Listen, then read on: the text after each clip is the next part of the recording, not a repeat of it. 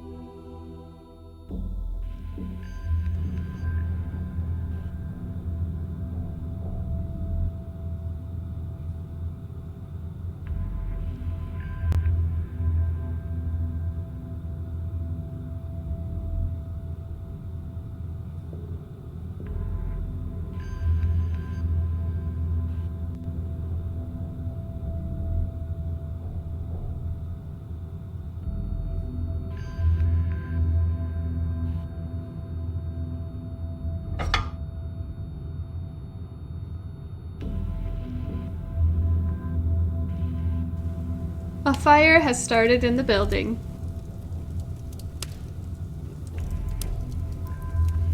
As the fire grows and the heat reaches the rated temperature, the bulb in the activating sprinkler breaks. This causes the pip cap to release. Air escapes through the activated sprinkler pressure within the upper chamber of the valve, the trim, and the pipes to drop. This also triggers the air compressor to activate.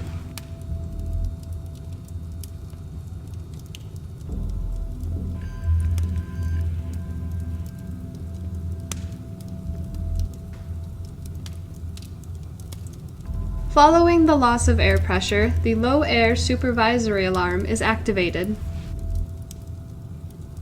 If the system is equipped with an accelerator, a slight but sudden drop in air pressure will cause the accelerator to activate. With or without an accelerator, the decreasing air pressure cannot hold back the water pressure within the valve, and the water forces the clapper open, latching it in place. The PS10 water flow alarms are activated, which contact the fire department and inform building occupants to evacuate. Any remaining air pressure in the untripped pipes allow the flow of water to bypass those pipe branches and quickly reach the activated sprinklers.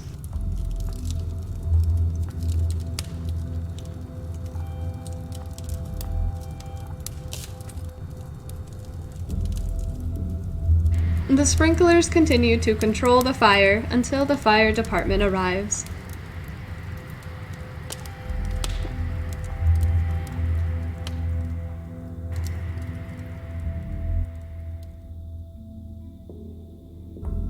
Let's go through the steps of resetting an F2 dry valve system after the system has been tripped. First, you'll need to locate the main water knob and turn it to its off position.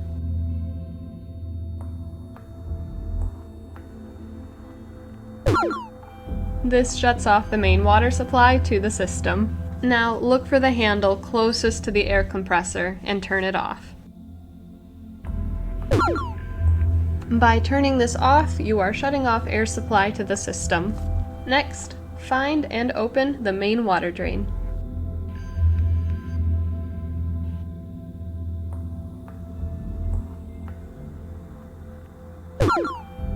By opening this, we are draining any remaining water that's in the system. Now you'll need to loosen the bolt that's holding the cover plate in place.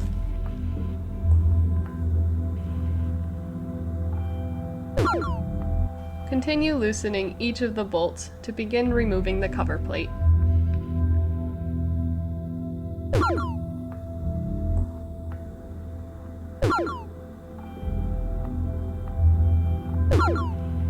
Once all of the bolts are loosened, be sure to break the seal around the cover plate. This will release any remaining system pressure. Now you'll only want to remove 3 of the bolts. This way you can just rotate the cover plate down and you'll be able to access all of the internal mechanisms within the chambers.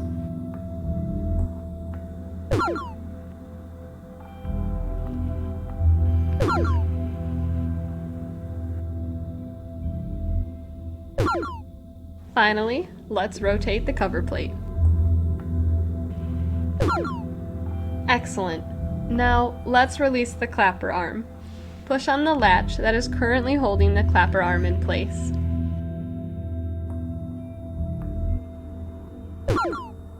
Next, you will need to pull the clapper arm down and then hold it in place. That latch holds the clapper arm open after water has entered the system. By moving that clapper arm down, you begin to re-establish the seal with the water seat. Now, let's finish setting the clapper arm in place. Use the tool and put it through the eyelet on the hook assembly and rest it on the clapper arm. Quickly push up the tool to seal the clapper arm in place.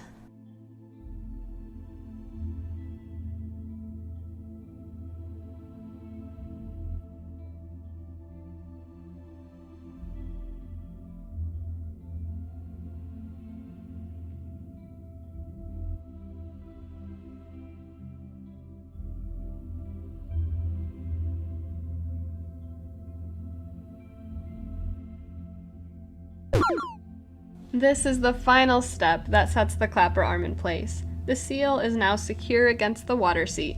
Go ahead and rotate the cover plate back into its closed position. Make sure that the rubber gasket is fitted around each of the edges. This ensures that all of the chambers are properly sealed. Now you'll need to replace and tighten each of the bolts to secure the cover plate in place.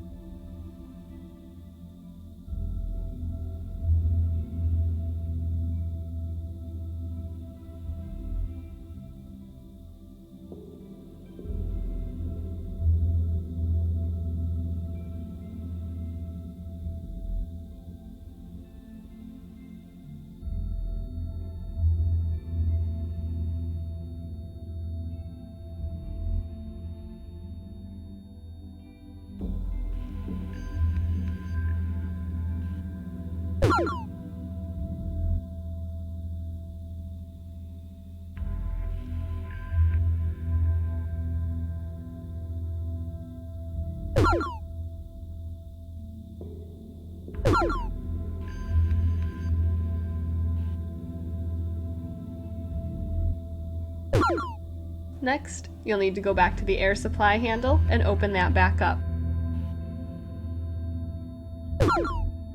Opening this will reintroduce air back into the system. You'll need to wait to go on to the next step until the air pressure reaches 40 psi. Now, you'll need to open the main water supply valve. Only open it about halfway to begin introducing water.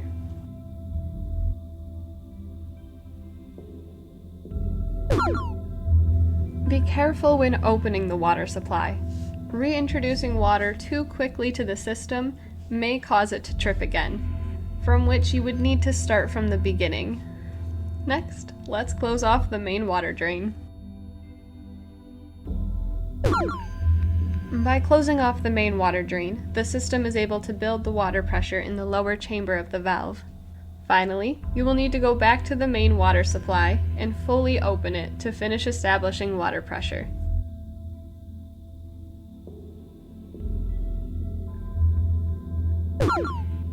And we're done! The system is once again in working order.